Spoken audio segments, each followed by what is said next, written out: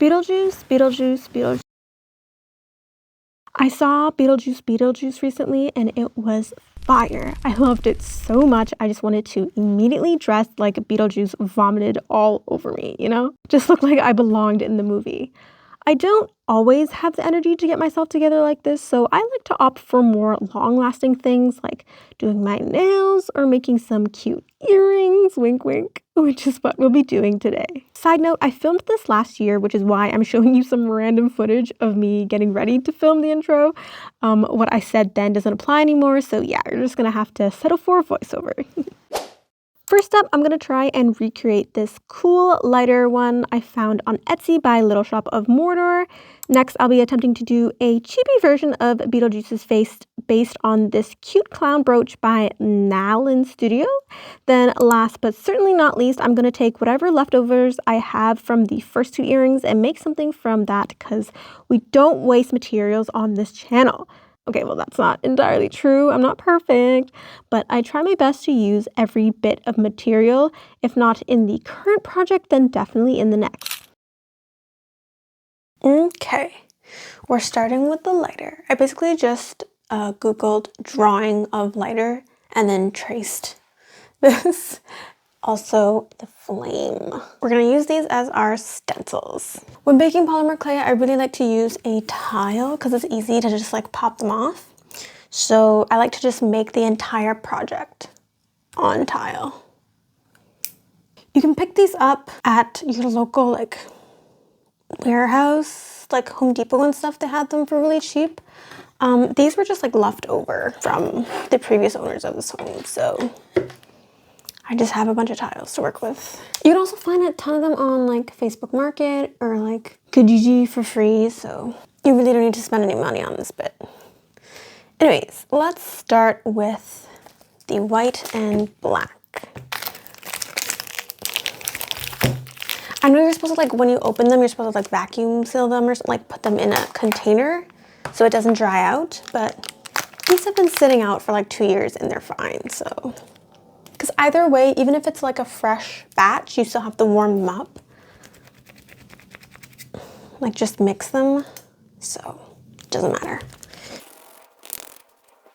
Okay, now that we've got it nice and squishy, we're gonna roll it out.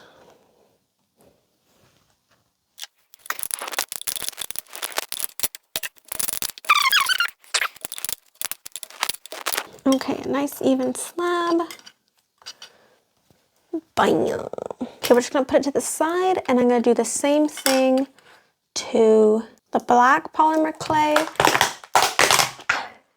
and this light green. BRB. Cut out strips from the white and black clay slabs, then place them together side by side like so until you get something like this. Cut off any excess clay, then roll the slab out a bit to blend the pieces together. Place the stencil of a lighter onto the slab, then use an X-Acto knife to cut out this bit twice. Pick it up and place it on the tile you'll be baking the project on. Yes, I have a bigger tile for the crafting process than a small one for the baking process. To get the metal-like bit of the lighter, mix some of the unusable scraps from the striped slab to make gray. Roll it out, then use the X-Acto knife to cut out the shape of the top portion of the lighter twice. Pick them up and put them in place.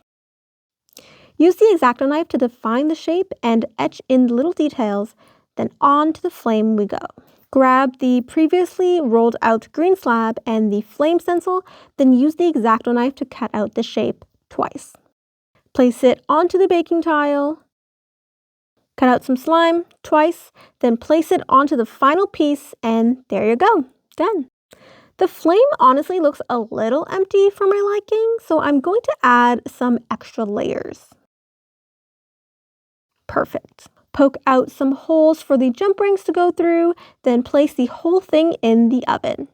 I like to use a different oven for crafts versus for food use, just because you never really know what kind of chemicals are being released into the air when baking, so better be safe than sorry. I like to bake polymer clay in a little oven at the lowest temperature for about 2 hours. All clays have a different bake time and preferred temperature, so definitely follow the instructions yours comes with. Also keep in mind that all ovens are different. For me, any other temperature tends to burn my clay, so I like to go with a super low setting for a longer period of time to make sure it's baked completely through. Once that's done, let it cool completely before adding the hardware. I'm not sure if I want to use the gold jump rings or the copper ones, so let's try one of each. Okay, you can't really see the difference much on camera, but the copper ones aren't as shiny as the gold, so I'm going with the copper. I'm using the 6mm Y jump rings, which in my opinion is the perfect size, as it keeps the top and bottom pieces close enough together that there is some movement, but not too much that the earring is smacking me in the face. For the earring posts, I like to use this E6000 glue, as I find it has the strongest grip. I would use UV resin since that's my current obsession, but I'm not sure if it's safe to put metal in a UV lamp, so for now I'm gonna just stick to this glue. Set it aside to dry for a couple of days, then try it on. Yes, I did not put this wig on properly, so you definitely see my hair underneath, but let's not focus on that. Let's look at the earring. Against the wig, it's obviously not as cute, but if you were wearing all black, this the flames would look much better because you have that pop of color. And I am happy that I went with a post over those earring hooks, because it kind of gives the illusion that you're actually just wearing a flame and lighter, you know what I mean? All in all, I give these a rating of 10 out of 10 because they turned out exactly as I wanted them to. Dare I say, cuter. As per usual, I'm going to start with the stencil. On the left is what I want the earrings to look like in the end, and on the right is essentially the shape of the base we'll be building the rest of it on. So let's start by cutting out 2 heads from a slab of the white clay. Then use a bit of the black and white striped slab from our previous set of earrings to cut out the shirt/body bit. For the eyes, I'm going to stamp out a circle from the purple first, then a slightly smaller circle from the yellow, then an itty bitty crumb size circle from the black. Etch out a little mouth hole, then grab a bit of pink and form a tiny tongue. For the nose, I'm just going to make a mini U shape with some of the black clay, then stick that right on. Using the base stencil as a guide, I'm going to freehand cut the hair. Put that in place, then give it some texture to make it more interesting. I cut out and placed some moldy bits on his face. Yeah, that looks pretty good. Then cut out 2 mini hearts and shove it all in the oven for 2 hours. To dangle the hearts from the body, all I'm going to need is some string and some resin. Of course, when working with resin, we always want to throw on some protective gear, so at the very least, put on some gloves. First up, add a little droplet of resin to the hearts, then place one end of the string into that droplet. Make sure the string is really embedded in the resin to prevent it from detaching later on. Once you've got it aligned to your liking, place it in the UV lamp to cure for at least 1 minute. I did 2 minutes just to be safe. Next, cut the string down to size. I did about 1 inch. Place them like so, as centered as can be, then drop some resin on it. Cure it for at least 1 minute. Again, I did 2 minutes, then voila. Pull out that E6000 to attach the earring backs, let it dry for a couple of days, then try them on. Okay, these are definitely my favorite. They don't dangle as much as I thought it would. I thought the hearts would kind of sway a bit, but I mean, I'm not mad. It's still really cute. Even with the wig on, it still pops, so I'm glad about that. Because the flame ones, they kind of blend in with the wig, but these, because it's a white base, it really pops. Just like the first one, these turned out better than I envisioned, so how could I possibly give these baddies any other rating other than a 10 out of 10? Come on, how could you not love these? Stylish, lightweight, and super easy to make.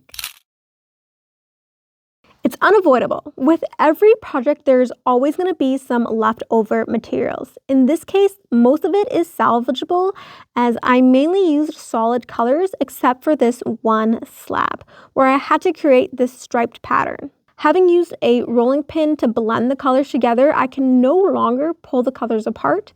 I could always just mush it all and create a lump of gray, but let's be for real, I'm never going to use that. Maybe as a base for a bigger project, but it's mainly going to be sitting on my shelf waiting to be touched. So instead, I'm opting to make a simple pair of striped dangle earrings and some studs. Just like the last two pairs, I used a stencil to cut out my desired shape, poked out some holes to put the jump rings through, baked it, then let it cool. I want to try a more glossy look for these, so I'm going to apply some resin on the dangles and one pair of the studs. Cure, then file off any resin that might have spilled over. Install the jump rings. I'm using the 6mm gold jump rings again. Glue on some posts with the E6000 adhesive, then let that dry for a couple of days. I'm gonna try the dangly ones first. Can anybody put earrings on without looking into the mirror? Because I cannot. Papaya. They're cute. They're really simple, and I think actually it works best. Like this pair works better than the other ones because there's no green in them. It works better with this wig. Like, it's still very much giving Beetlejuice without being, like, obviously Beetlejuice, you know? Last but not least, I'm going to try the little studs. One matte one and one resin one. I mean, you can't really tell the difference from this far, but... Ugh. Ooh, can you really see that? Oddly enough, I feel like I like the matte one better. I don't know, I feel like the matte one gives a more like interesting texture because a lot of earrings, they're usually shiny. So it just looks like, oh, it's plastic, you know what I mean? But the matte one, you're like, oh, cool. It's just a nice finish. It also kind of looks like a spacer, not gonna lie. The way it fits perfectly in my lobe. Yeah. These turned out technically pretty nice, but they're not as compelling as the first two I made. I just love earrings that are a bit more out there. These are a bit too serious for me. Like, it's giving office vibes, not artsy, so eh. Well, that's all I got for you this week. Don't forget to like, comment, and subscribe. Okay, subscribe. And I'll see you in the next one. Bye.